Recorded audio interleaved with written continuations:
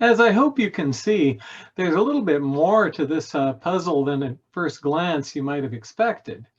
The issue of repeating decimals, where they go on forever, has been problematic for people to understand for years. Now, the nice thing about this particular problem is that we have all the tools we need to address it, provided we are numerically fluent. So I find that this is a good way of our reviewing some keynotes from our base 10 system. Remember, every time we went one place value to the left of the decimal point, things got larger by a power of 10. Well, every time we go one place to the right of the decimal, things get smaller by a power of 10. So that should give us a clue in terms of how we start thinking about this particular problem in terms of which is larger, 1 or 0.9 repeated forever. In particular, as we look at this problem has a little bit of a history behind it. When I was working with a group of 6th grade students, we actually had this problem crop up. And it was which is larger, the 0.9 forever or 1. And most of the students felt that it was going to be 1. In particular, when they started thinking about it, they thought, well, 9 divided by 9, that's got to be 1. This 0.9 repeated forever didn't make a lot of sense. And it drew a lot on their prior experience. But if you think about our prior numeracy experience, you would represent 1, you would represent the other, and then you would ask yourself, which is larger? That's our comparative question, isn't it? And then by how much? And so there was a group of these students who said, well, okay, let's take this seriously. Let's represent 1, we'll represent the other, and ask ourselves, by how much? So the first thing they did was to consider how much larger 1 would be for each of the repetitions of the repeating decimal. And I'm going to show what that would look like using a spreadsheet here. So let's go ahead and let me share my screen with you so that you can see this particular spreadsheet. Okay, here we go. So looking at the spreadsheet, one of the things that we'll see is when we started out, the question is which is larger. All right, so here is 1. And here is 0.9 repeated, and here's the question, by how much? Now, the way this is set up is that this is one iteration, one repetition of the 9 in 0.9 repeated forever.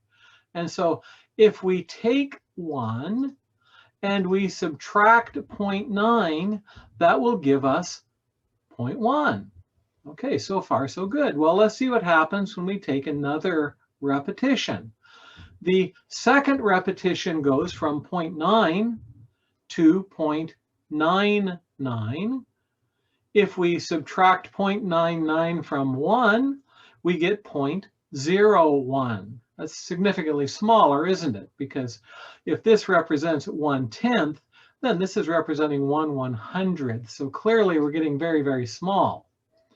If we repeat again, what is 1? Subtracting 0.999, see, this is our third pass through, isn't it? Well, it's 0.001, and it doesn't take much to see what's happening here. Each time we repeat the 9, it gets smaller and smaller in terms of the difference. Down here, 0.0000000000001 away from 1. Boy, that's really small, isn't it? Very, very close. And a couple of the students started thinking about this. And as they did, they said, well, how much larger would 1 be? And as they thought about this, they said, well, in each case, it's larger by the 0.1 that's at the end of the repetition. And so, if it's larger by 1/100th or 1/1000th or 1/10,000th, so if the 9 keeps repeating on forever, 1 would be larger by the 1 that's at the end of all of these infinite number of 9s. Bit of a problem, isn't there? Because there is no end to the number of 9s. In other words, It's larger by the 1 at the end of infinity. Well, it never gets there. The two are the same. It's just different ways of recording the same number. This particular argument lays behind limits, which are a key concept in later algebras and in the calculus particularly. But you notice here we have a 6th grade class very able with the tools of addressing this. And in fact, they came up with an absolutely lovely argument. Oh, the two are the same because the difference is 1 at the end of forever. Well, the end of forever never happens, so the two have to be the same. Bit of an eye-opener, isn't it? There's another way that we could think about this that I thought I would share with you also. It draws a little bit upon algebra. So let me come over here and we'll take a look at this. Let's say that we started now by looking at this from an algebraic perspective. What we'll do is we will start by saying 9 over 9 is going to equal 0.9 repeated forever. That's kind of what we're assuming at this point. So if we assume that's the case, algebraically, one of the things we can do is we can set x equal to 0.9 repeated forever. If we've done that, then 10 times x would be 9 with 9 repeated forever. Now, this gives us two equations that we can now work with, which is kind of nice. We have this first equation, x is equal to 0.9 repeated forever. And the second equation, 10x is equal to 9.9 repeated forever. If we set those two equations up now, we can subtract one equation from the other.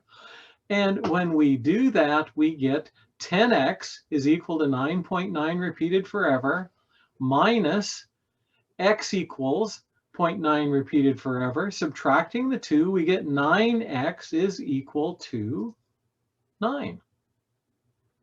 And at this point, you can probably see where we're going with it, but I'll go ahead and complete the discussion. If that's going to be the case, then 9x is equal to 9. 9 over 9x is equal to 9 over 9, or x equals 1.